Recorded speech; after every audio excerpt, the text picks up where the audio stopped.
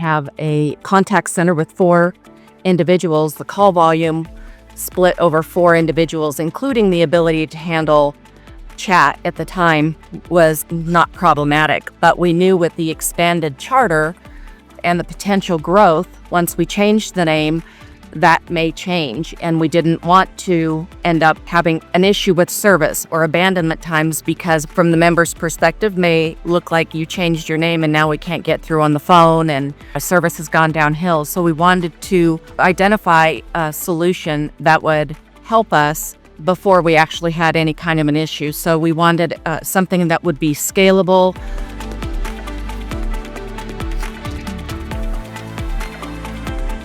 We're sitting up about 48% on the automation adoption, and we want to continue to have that number grow. So it means looking at the transcripts and identifying things that both sides can do. We've done call-out campaigns for members, trying to educate members.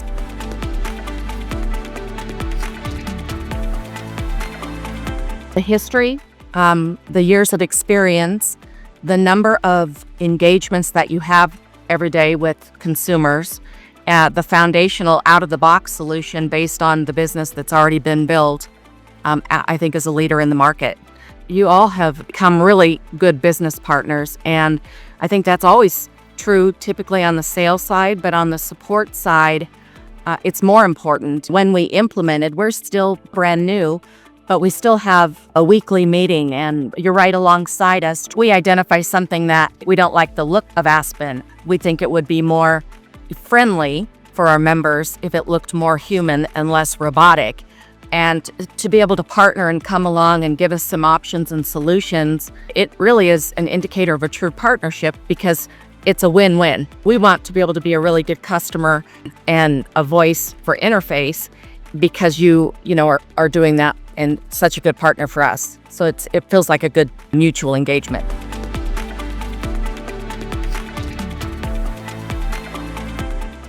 Organizationally, we utilize SharePoint a lot. We have a shared internal drive as well, where there's a lot of documents, and there's just a fragmentation of where to find data and resources, or the most recent form. When people can't find things and there's just too much for somebody to have to retain without having the resource to go to, you end up having sometimes wrong answers or inconsistent answers.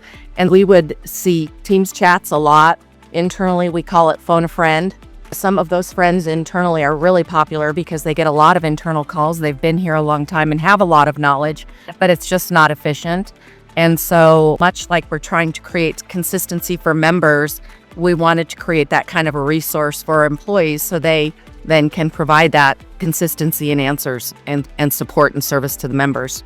So it is a lot quicker when you can use the frontline assistant to try to find something. So once we were able to integrate it in right within Jack Henry, and it's right in the experience module, it's right there for them to just have up all the time and quickly be able to type something in. Since being able to integrate it into Jack Henry, it's been immense, night and day, 180-degree change.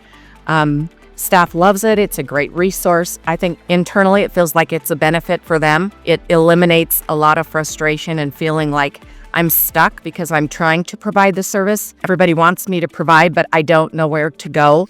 And so this is just such an easy resource. I think it feels really positive internally, and they know where to go find stuff. It's consistent. It's 100% answering questions. We're loading forms and putting things out there, making it really easy for everyone. So very quick.